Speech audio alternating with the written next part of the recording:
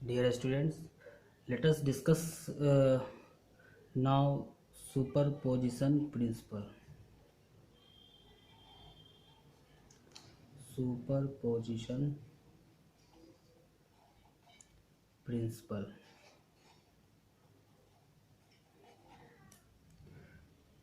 या आप इसे ये समझ सकते हैं, force on a charge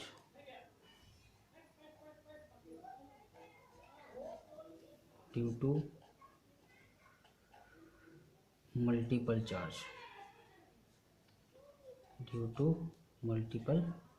charge तो हमें इसमें ये देखना है कि हम लोग एक किसी भी सिंगल चार्ज पे मल्टीपल चार्ज के थ्रू कैसे फोर्स निकालेंगे। तो सबसे पहले हम लोग इसका स्टेटमेंट देख लेते हैं। Consider a system in which more than two charges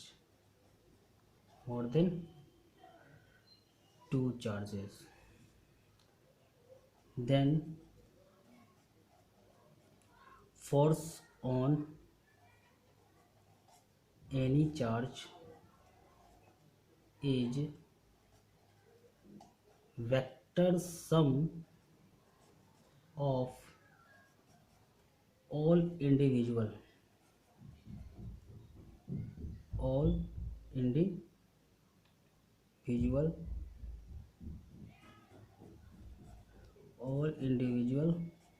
force due to independent charge। तो आपका ये रहा स्टेटमेंट सुपरपोजिशन प्रिंसिपल का। तो अब यहाँ पे ये इंडिपेंडेंट है, ये आपके इंडिविजुअल है, ये सब सारे टर्म को यहाँ पे समझना पड़ेगा। तो इसमें हम लोग क्या करते हैं कि सुपरपोजिशन प्रिंसिपल में आप क्या करेंगे कि किसी एक सिंगल चार्ज पे दो से टू या मोर देन टू चार्जेस की वजह से आपको फोर्स निकालना है। तो एक एग्जांपल लेते हैं कि जैसे मान लीजिए कि यहाँ पे कोई चार्ज है Q, यहाँ पे कोई चार्ज है, यहाँ पे कोई चार्ज है, यहाँ पे कोई चार्ज है, यहाँ पे कोई चार्ज है। तो अब इस Q चार्ज पे ये सारे चार्ज की वजह से फोर्स निकालना है। तो मान लीजिए ये चार्ज आपका Q1 है, ये चार्ज आपका Q2 है, ये चार्ज आपका Q3 है, ये चार्ज आपका Q4 है। तो दो चार्ज के बीच में जो फोर्स ऑफ अट्रैक्शन या रिपल्सन होता है वो कूलम्बिक इंटरेक्शन होता है। तो यहाँ पे जो सुपरपोजिशन प्रिंसिपल है, तो वो सुपरपोजिशन प्रिंसिपल ये कहता है कि यदि अपन को इस चार्ज पे ये सारे चार्ज की वजह से फोर्स निकालना है तो कैसे निकालेंगे। तो सबसे पहले एक इम्पोर्टेंट पॉइंट आप ये याद रखिए कि जब आप Q1 के वजह से इस पर फोर्स निकालेंगे तो इसमें इन सब वो चार्ज का कोई रोल नहीं है, आप आराम से ये फोर्स निकालिए।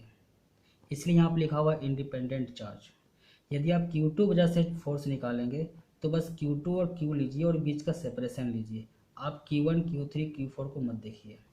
जब आप Q3 के वजह से फोर्स निकाल रहे हैं तो आप Q1 Q2 Q4 को मत देखिए। जब आप Q4 वजह से फोर्स निकाल रहे हैं तो फिर आपका जो रेस्ट चार्ज है उसको आप मत देखिए। कूलम्बिक फोर्स में एक यही खासियत है, इसलिए कूलम्बिक फोर्स आपका सुपरपोजिशन प्रिंसिपल फॉलो करता है। ऐसा नहीं कि आपका हर फोर्स सुपरपोजिशन प्रिंसिपल फॉलो करे, ऐसा कोई ज़रूरी नहीं है। आप जैसे वेव में भी जानते होंगे, वेव में भी आप कुछ पढ़े होंगे कि आप लिखते हैं सुपरपोजिशन प्रिंसिपल। आपका कोई वेव है y1 a sine omega T, कोई आपका वेव है y2 a sine omega t plus 5। तो लिखते हैं according to superposition principle y equals to y1 plus y2। ऐसा नहीं कि सारा वेव इस सुपरपोजिशन प्रिंसिपल को फॉलो करे, वही वेव इस प्रिंसिपल को फॉलो कर सकता है जो वेव आपके लीनियर होते हैं। यदि आपके वेव नॉन लीनियर है तो ये सुपरपोजिशन प्रिंसिपल को फॉलो नहीं करेंगे। तो यहाँ पे जो कूलम्बिक इंटरेक्शन है, तो हम लोग क्या करेंगे, हर इंडिपेंडेंट चार्ज की वजह से यहाँ फोर्स निकालेंगे और उस फोर्स का जो वेक्टर सम होगा वो यहाँ पर नेट फोर्स होगा।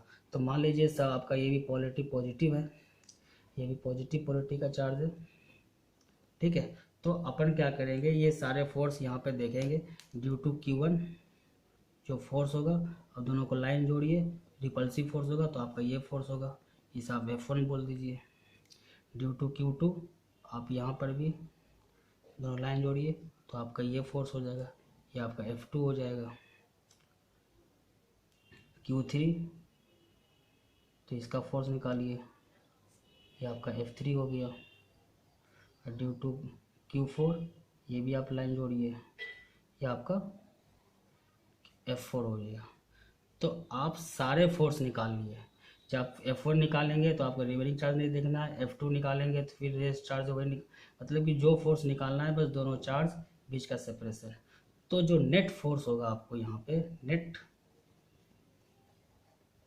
फोर्स ऑन Q जो होगा, ये सारे इंडिविजुअल फोर्स का वेक्टर सम होगा, F1 plus F2 plus F3 and plus F4। ये आपका नेट फोर्स हुआ सारे इंडिविजुअल फोर्स का वेक्टर सम। तो यही आपका सुपरपोजिशन प्रिंसिपल कहता है कि आप किसी भी चार्ज पे आपको फोर्स निकालना है तो सारे फोर्सेस का वेक्टर सम आप निकाल लें। और आपको पता है कूलम्बिक इंटरेक्शन में आपको डायरेक्शन देखना है, तो आराम से क्या करेंगे, दोनों चार्ज को ज्वाइन कर देंगे। तो ज्वाइन कर देंगे तो मुझे एक लाइन मिलेगी, तो फोर्स ऑफ अट्रैक्शन हो या रिपल्सन हो वो उसी लाइन के अलोंग होगा। तो आराम से फोर्स को दिखाएं, फिर उसका वेक्टर सम इजीली कर सकते हैं। तो यहाँ पे अब जितने सारे जो क्वेश्चंस आएंगे, सारे क्वेश्चंस में आपका जो सुपरपोजिशन जो कूलम्बिक इंटरेक्शन है वो बस यही है। फिर आपका वेक्टर का ज़्यादा रोल है, तो आप वेक्टर के बारे में जानते हैं, तो वेक्टर का यहाँ पे ज़्यादा यूज़ होगा। तो हम एक सिंपल सा एग्जांपल लेके इस चीज़ को फिर से समझते हैं। जैसे मान लीजिए कि आपका एक ट्रायंगल है, एक अच्छा से करते हैं एप्लीकेशन तो आपको समझ में आएगा। सुपरपोजिशन प्रिंसिपल एक ट्रायंगल है, आपका ट्रायंगल इक्विलेटरल है, इसकी भी साइड ए है, साइड ए है, साइड ए है, और इसके तीनों कॉर्नर पे चार्ज है। हम मान लेते हैं तीनों चार्ज आपका सेम है, ये भी चार्ज आपका Q है, ये भी चार्ज आपका Q है, ये भी चार्ज आपका Q है। तो आप इसमें किसी भी एक चार्ज पे आपको फोर्स निकालना है। तो मान लीजिए किसी पे फोर्स निकालना है, तो मान लीजिए हमें इस चार्ज पे फोर्स निकालना है। तो ड्यू टू दिस चार्ज जो फोर्स होगा, क्योंकि दोनों सब पॉजिटिव पोलैरिटी का मान लेते हैं,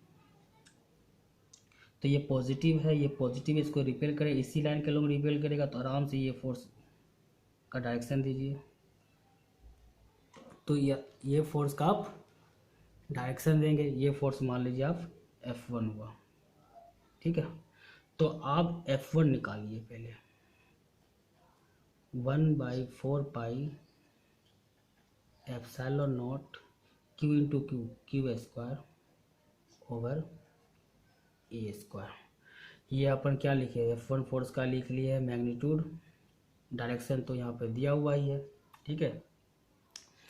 अब यहाँ पे चार्ज Q है, तो ये भी इसको क्या करेगा, इसको रिपेल करेगा, तो इसी लाइन पे लोग रिपेल करेगा, तो अपन क्या करेंगे, ये डायरेक्शन बना दिए, ये आपका फोर्स हो गया F2।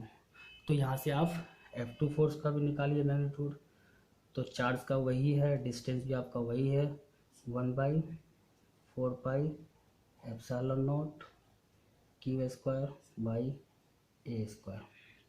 तो आपका यहाँ पे F1 F2 का दोनों का वैल्यू, फोर्स का जो मैग्नीट्यूड है वो आपका इक्वल है। चलिए, ये प्रॉब्लम पे डिपेंड करता है, ये इक्वल हो भी सकता है, इक्वल नहीं हो सकता है। आप आराम से पहले फोर्स से निकाल लीजिए, हमें ऐसा एग्जांपल ले लिए ताकि दोनों इक्वल हो, ताकि आपको बेसिकली समझना है सुपरपोजिशन प्रिंसिपल।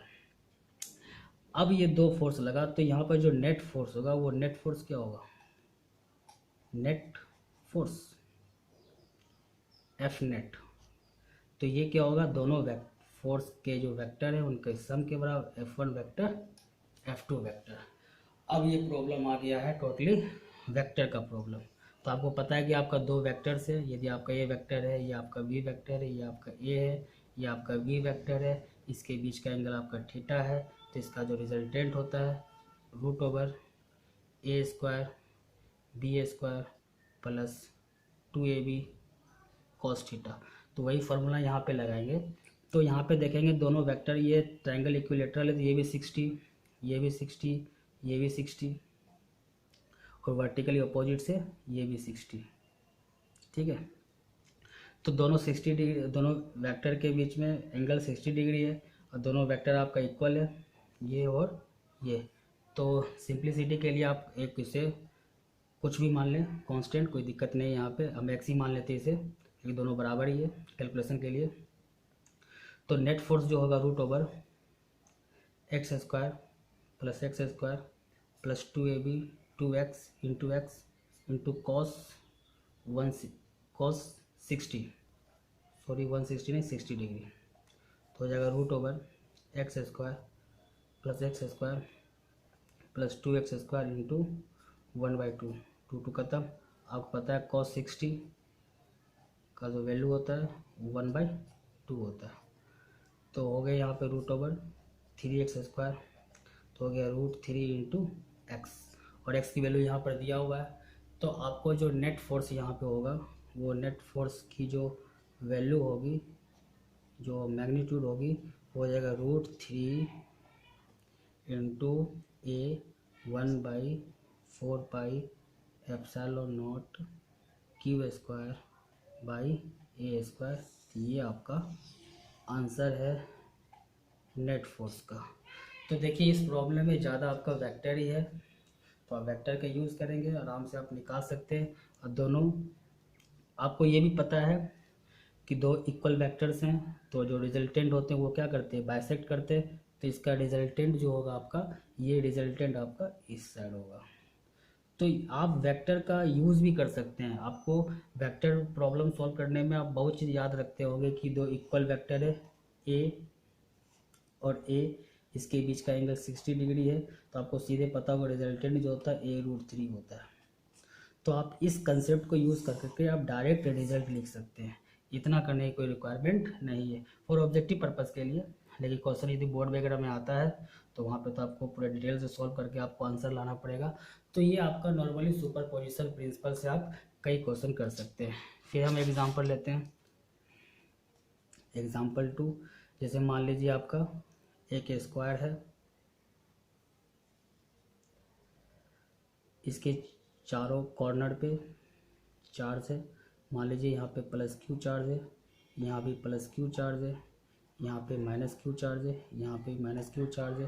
तो इसके जो डायगोनल पॉइंट हैं, इस डायगोनल पॉइंट पे एक चार्ज रख दिया गया क्यू।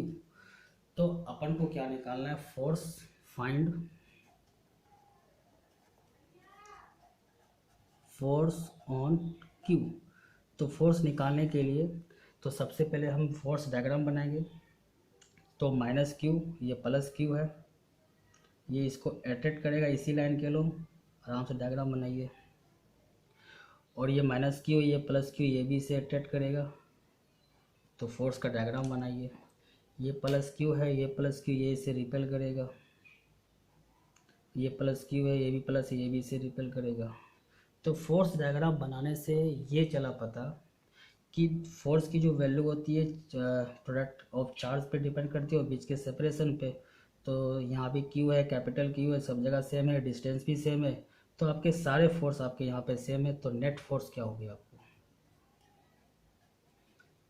नेट फोर्स आपका 0 हो गया।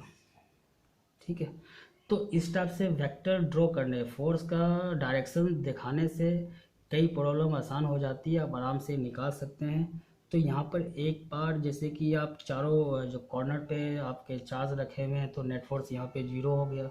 कभी कभी यही पूछ दिया जाता है, find force on charge Q due to charge plus Q at corner A, यहाँ नाम दे दे A B C D। तो आपको यहाँ पूछा गया कि केवल इस चार्ज की वजह से यहाँ पे कितना फोर्स होगा, तो ये तो फोर्स ज़ीरो नहीं है, इसका तो आंसर होगा। तो आपको ये निकालना पड़ेगा।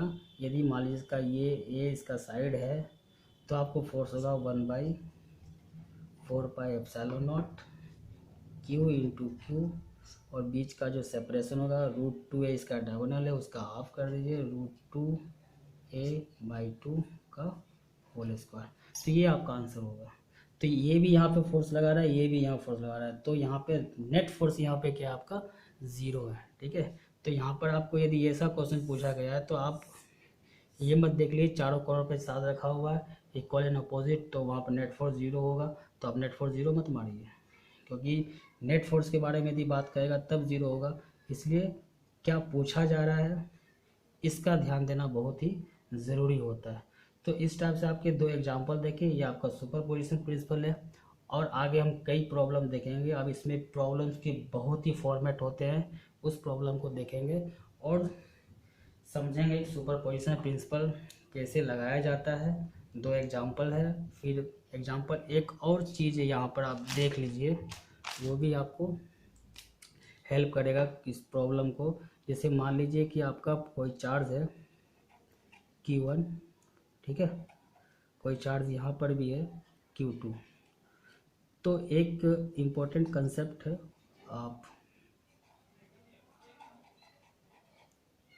कई प्रॉब्लम बनेंगे यहाँ से। तो 2 चार्ज यहाँ पर है Q1 और Q2। तो देखें यहाँ पे प्लस चार्ज है, माइनस पॉजिटिव है, ये पॉजिटिव है, तो यहाँ पर देखेंगे तो ये इस पर रिपेल करेगा, ये इस पर रिपेल करेगा। यदि आप पूरे सिस्टम को लें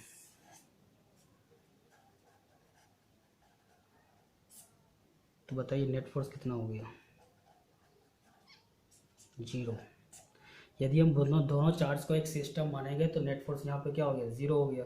इसका मतलब है कि जब नेट फोर्स इसका 0 है और दोनों आपका सिस्टम है, तो आप याद कीजिए centre of mass, centre of mass आपका शिफ्ट नहीं होगा, क्योंकि आपका दोनों रेस्ट में है, तो सेंटर ऑफ मास भी आपका रेस्ट में होगा, तो सेंटर ऑफ मास आपका शिफ्ट नहीं होगा। तो जो सेंटर ऑफ मास का कंसेप्ट है वो आप यहाँ पे अप्लाई कर सकते हैं। दोनों पॉजिटिव चार्ज है, मान लीजिए इसका मास m1 है, इसका मास m2 है। अब दोनों चार्ज को यहाँ पे यदि रिलीज करेंगे तो दोनों चार्ज क्या करेगा, एक से रिपल्सिव फोर्स लगा तो भागेंगे, तो मान लीजिए कि ये जो चार्ज है ये x1 डिस्टेंस गया, और ये जो चार्ज है ये कितना जाएगा, x1 या x1 के छोड़ कोई और वैल्यू, अदर वैल्यू।